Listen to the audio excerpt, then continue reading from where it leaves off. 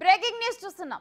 MLC Duvvada Srinivas నివాసం బయట నిరసన చేపడుతున్న దువ్వాడ వానికి టెక్కలి పోలీసులు 41 నోటీసులు జారీ చేశారు. పోలీసులు నోటీసులు ఇచ్చేందుకు టెక్కలి ఎస్ఐ ఆమె వద్దకు రాగా తీసుకునేందుకు ఆమె నిరాకరించారు. ముందుగా దువ్వాడ శ్రీనివాస్ కు నోటీసులు ఇచ్చి ఆ తర్వాత తనకు ఇవ్వాలని వాణి అన్నారు. తన నివాసంలోకి బలవంతంగా చొరబడ్డారంటూ వాణిపై గతంలో ఎమ్మెల్సీ దువ్వాడ శ్రీనివాస్ ఇచ్చిన ఫిర్యాదు మేరకు పోలీసులు ఈ నోటీసులను ఇచ్చేందుకు సిద్ధమయ్యారు. మరోవైపు తనపై దాడి చేశారంటూ దువ్వాడ వాణి ఫిర్యాదు మేరకు శ్రీనివాస్ పైన కేసు నమోదు చేశారు.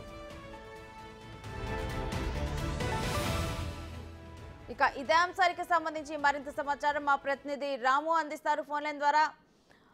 రాము, దువ్వాడ వాణికి అందిన ఈ 41 నోటీసుల గురించి డీటెయిల్స్ ఏంటి? రేణుశ్రీ గత వారం రోజులుగా కూడా దువ్వాడ శ్రీని మరోవైపు దువ్వాడ శ్రీని భార్య వాణిల మధ్య కూడా వివాదం కొనసాగుతుంది. ఇంకా కొలిక్కి రాలేదు. ఏదైతే దువ్వాడ వాణి అయితే తన ఇంటికి నేను వెళ్తానంటూ కూడా మొదటి రోజు తన పెద్ద కూతురు హైందవితో పాటు రావడం జరిగింది. అదే రోజు రాత్రి కూడా దువ్వాడ శ్రీను ఆమెపై దాడికి దిగడం, మరోవైపు అక్కడి నుంచి కూడా ఆమె వాణి కూడా తన నిరసన కూడా దువ్వాడ శ్రీని ఇంటి వద్ద కూడా కొనసాగుతుంది. గత వారం రోజులుగా కూడా కొనసాగుతుంది. ఎట్టి పరిస్థితుల్లో కూడా తనకు ఆ ఇంటితో పాటు ఆ ఇల్లు తనదే, నేను ఎక్కడే ఉంటానని చెప్పి కూడా వాడిని కూడా భీష్మించి కూర్చుంది.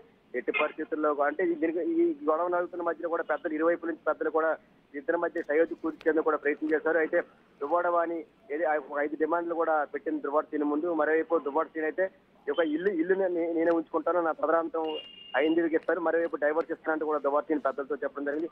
ఇదే డిమాండ్ సంబంధించి కూడా వాణి అయితే నిరాకరించారు. డైవర్స్ ఇవ్వను, మరోవైపు ఇల్లు కూడా నాకు ఇవ్వాలంటూ కూడా ఆవిడైతే డిమాండ్ చేయడం జరిగింది. ఇదే నేపథ్యంలో ఏదైతే ఆ రోజు నైట్ గొడవ జరిగిందో దానికి సంబంధించి అయితే దువ్వాడ శ్రీను తనపై దాడి చేశారంటూ కూడా వాణి తన భర్త శ్రీనిపై కూడా కేసు నమోదు చేసింది. మరోవైపు దువ్వాడ శ్రీను కూడా నా ఇంటిపై దౌర్జన్యంగా దాడికి వచ్చారంటూ కూడా శ్రీను తన భార్య వాణిపై కూడా కేసు నమోదు చేశారు. దీనికి సంబంధించి కూడా ఈ రోజు టెక్కలి పోలీసులు అయితే వాణికి నోటీస్ ఇవ్వాలని కూడా 41 నోటీస్ ఎందుకు వచ్చారు.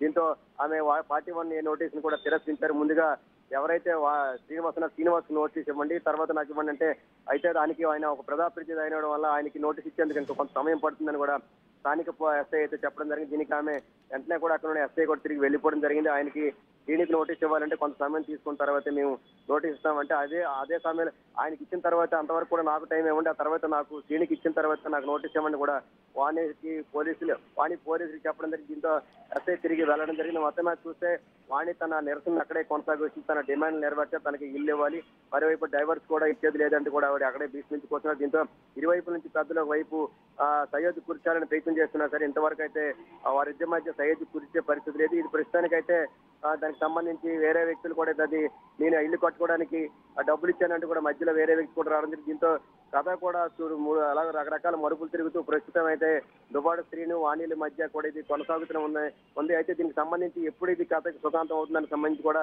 ప్రస్తుతం అయితే ఒక కొలిక్కి వచ్చే పరిస్థితులు అయితే ప్రస్తుతం కనిపించట్లేదు. Right, thank you Ramu.